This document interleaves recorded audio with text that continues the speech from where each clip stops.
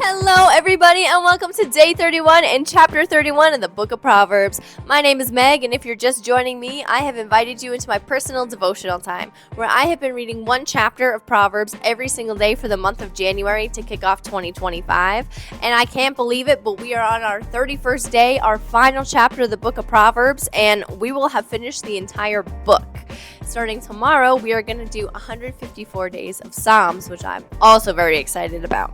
So I'm going to jump right in. Today I'm going to read out of my New Living Translation, and verse 1 starts by saying, "The sayings of the King Lemuel contain this message, which his mother taught him. O my son, O son of my womb, O son of my vows, do not waste your strength on women, on those who ruin kings. It is not for kings, O Lemuel, to guzzle wine. Rulers should not crave alcohol. For if they drink, they may forget the law and not give justice to the oppressed. Alcohol is for the dying, and wine for those in bitter distress. Let them drink to forget their poverty and remember their troubles no more. Speak up for those who cannot speak for themselves. Ensure justice for those being crushed. Yes, speak up for the poor and helpless, and see that they get justice. Who can find a virtuous and capable wife? She is more precious than rubies. Her husband can trust her, and she will greatly enrich his life. She brings him good, not harm, all the days of her life. She finds wool and flax, and she busily spins it. She is like a merchant ship bringing her food from afar. She gets up before dawn to prepare breakfast for her household and plan the day's work for her servant girls. She goes to inspect a field before she buys it. With her earnings, she plants a vineyard. She is energetic and strong, a hard worker. She makes sure her dealings are profitable. Her lamp burns late into the night. Her hands are busy spinning thread, her fingers twisting fiber. She extends a helping hand to the poor and opens her arms to the needy. She has no fear of winter for her household, for everyone has warm clothes. She makes her own bedspreads. She dresses in fine linen and purple gowns. Her husband is well known in the city gates, where he sits with other civic leaders. She makes belted linen garments and sashes to sell to the merchants. She is clothed with strength and dignity, and she laughs without fear for the future. When she speaks, her words are wise, and she gives instruction and kindness. She carefully watches everything in her household and suffers nothing from laziness. Her children stand and bless her. Her husband praises her. There are many virtuous and capable women in the world, but you surpass them all. Charm is deceptive, and beauty does not last, but a woman who fears the Lord will be greatly praised. Reward for her all she has done. Let her deeds publicly declare her praise." Wow, I love Proverbs 31. Absolutely love it. And so I know Proverbs 31 is really known for being the famous Proverbs 31 woman chapter. But I'm gonna start a few verses before that. The first thing that sticks out to me is that this is a proverb, and this is something that the king's mother had taught him. And it just reminds me of the importance of teaching our children about God, teaching future generations about God. We see throughout the Old Testament that there are times that generations were not following God. We see that there were great men and women of God whose children also did not follow along behind them. Or we have entire generations of people who fell away. And so what's really important is that in our families, that we're telling them about Jesus. We are teaching them about Jesus. Yes, our faith cannot be their faith. That is 100% true. However, if Jesus tarries, I want my future children to know Jesus and be spreading the gospel, to be spreading the message of Jesus. That is what I want. And one day I was talking to the Lord and I was like, Lord, why do I desire to have children? Like, I want to be a mom.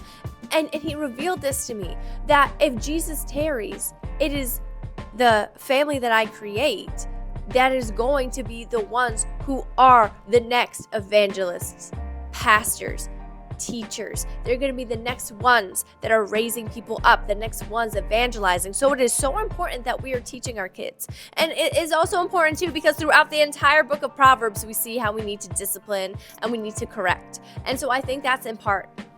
I also think it's really interesting that it's talking about alcohol and about how if we get so, it made me think of this, if we get so focused on worldly things to take away our pain, right? So in this chapter, they're talking about how people are using alcohol to forget the pain that they're in, to forget the situations that they're in. But then it says very clearly, you will forget the law. So if I am turning to other things to make me feel better before God, I mean, yesterday we were just talking about how the person in Proverbs was just like, God, I am weary right now. I am struggling. He went to God. When Job was struggling, he went to God. When David was struggling, he strengthened himself in the Lord. And so it's really important that we are continuously strengthening ourselves in the Lord because it will be tempting. It will be 100% tempting to find comfort in the things of the world, but that's only temporary. And our comfort needs to come from God first.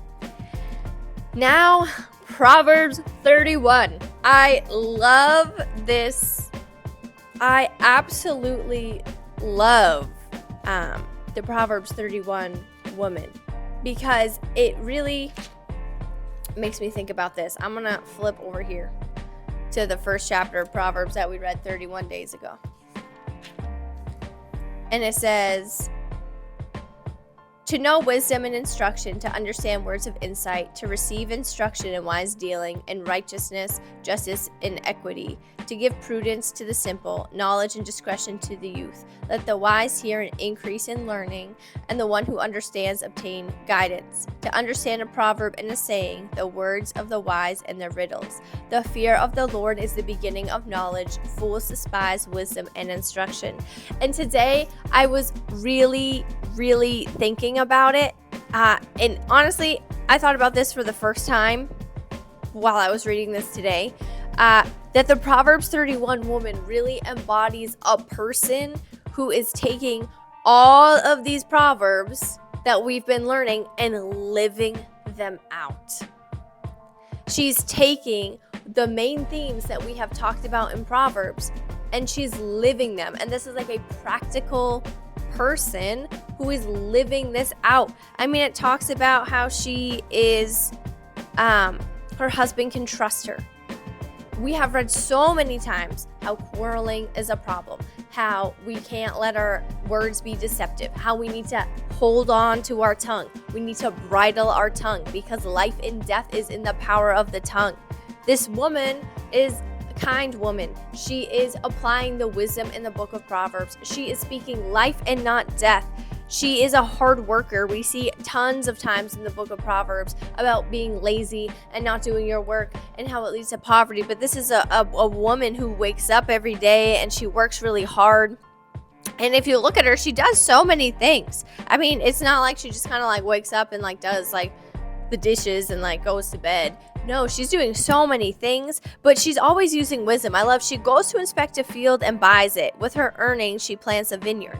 So before she buys something or before she makes a major life decision, she goes to inspect it. She's using wisdom. We know from a previous chapter of the book of Proverbs where it talks about how if we make hasty decisions, we're going to make mistakes. And we also know that one of my favorite proverbs says, there's a way that seems right to man that leads to death. This is her preventing that. She's about to make a major life decision. She's about to buy a vineyard. So it would be like us going out to buy a house or a business. And before she does it, she inspects it. To me, that is saying, like, before I make a major life decision, whether to keep a job, leave a job, buy a house, buy this house, buy a car, buy this car, all of these life decisions that we have continuously, to take a moment, inspect it, think about it, go in there well informed. Don't just go in and flippantly be like, I'm gonna do this. I mean, it's one thing to like go to an ice cream place and be like, I'm gonna try a new ice cream today and randomly pick one. But I'm talking about like real life decisions every day. I need to make sure that I am getting the Lord in me and I'm making sure I'm applying wisdom. I need to make sure that all these life decisions are well thought out. Because what if this seems like a really great job or this seems like a really great house and I'm like, yes, I'm going to do it. But I don't pray and I'm actually on the path that leads to death. That's going to be a problem. So I need to take a moment. And that, again, patience and waiting on the Lord. Sometimes it can be so hard, especially when we feel like it's taking forever. Like, God, I've been waiting for this for a long time, and I feel like you have forgotten. But we can find encouragement knowing that he hears our prayers. He hears the prayers of the righteous. And part of trusting in God is saying, God, like, your timing, not mine. I'm going to trust in you. This seems right on the surface, but if it's not right, I'm taking my hands off, Lord. Because when he brings what's even better, man, you're going to be thanking God for some of the closed doors. You're going to be thanking that he closed, where you're like, man, I thought I really wanted that. And then God closed that door, but then the door he opened is so much better. And you're like, wow, thank you, God. Thank you that I did not go down that path.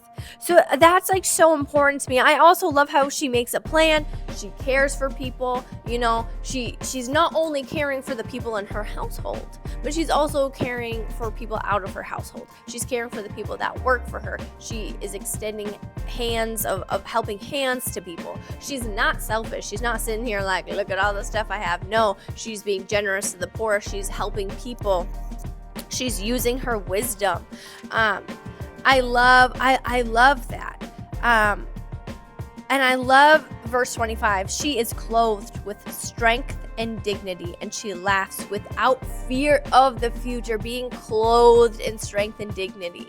Being clothed with, I know the word, I have this wisdom, and I'm not afraid of the future because I know that God is going to be with me. It's not that sometimes stressful things don't happen.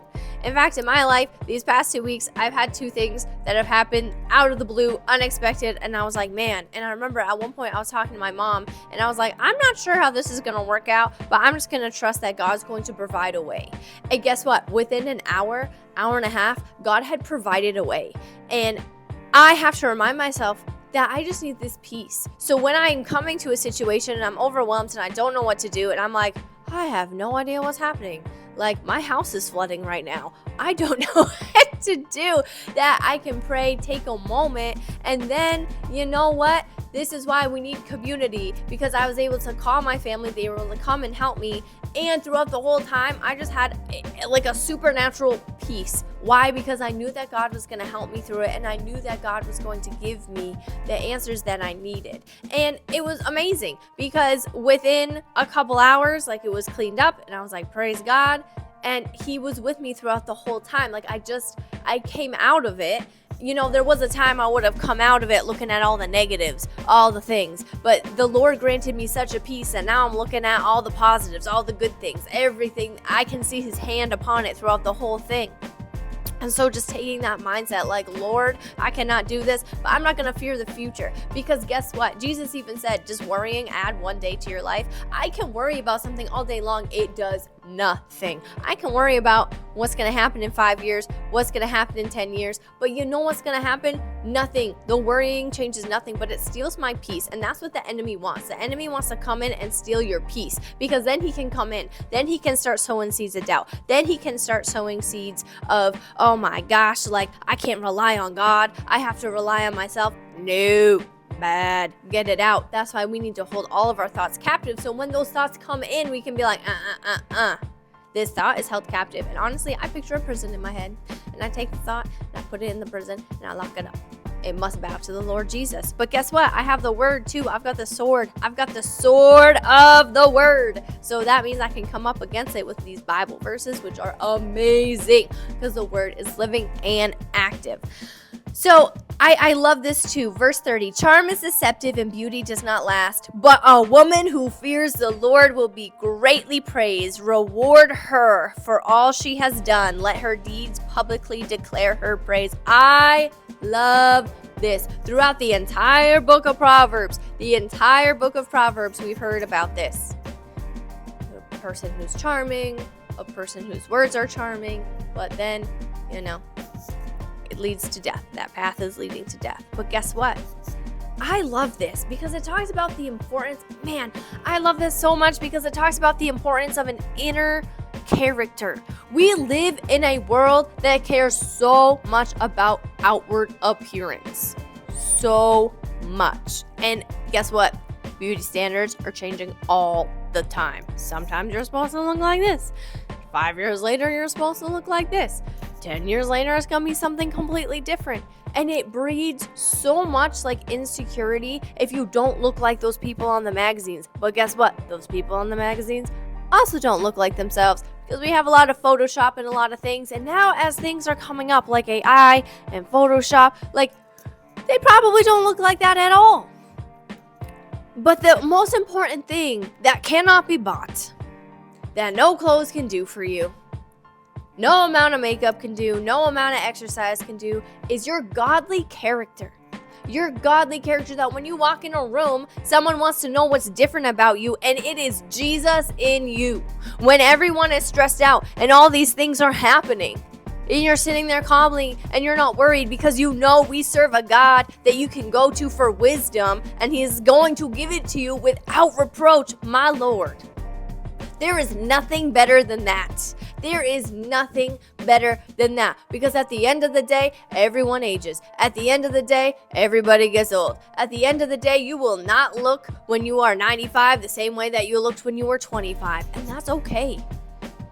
But if you put your hope and you build your relationships upon what you look like, what your hair looks like, what clothes you wear, that all goes away.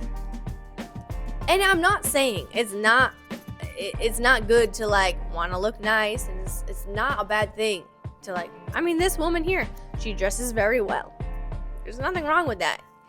But there's a difference between my self-worth comes from what I look like on the outside versus my self-worth comes from what I look like on the inside. And that, I think, is so key. And I think in this world especially, we're seeing so much increase of depression and so much increase in anxiety, especially in our youth. And I think this in part plays a role, that we need to be focusing so much more on our relationship with God. We need to be focusing on who God sees us, not how the world sees us, not how other people may have seen us, but how God truly sees us. And then everything else falls into place, because our worth and our hope is in Jesus Christ alone. We have been knitted together in our mother's womb for a purpose. And that is where our beauty comes from. So yeah, there's nothing wrong with wanting to look nice. There's nothing wrong with that. But your hope and assurance can't be in the clothes, can't be in the nails, can't be in the gym, can't be in your makeup. It needs to be in Jesus Christ alone. And so my biggest takeaways from this, and you know, I love this because there were times I read the Proverbs 31 woman, I'm like, man, this is a tall order. But honestly, and I think this applies to men too, not just women, that I'm going to try to live like this, where my life, you can see God in it. My life, you can see God's hand in it. Before I'm making decisions, I'm pausing. Before I am stressed about something, I'm giving it to the Lord. I'm working hard, but first, God comes first. Everything else comes second. And so that is really what it made me think of.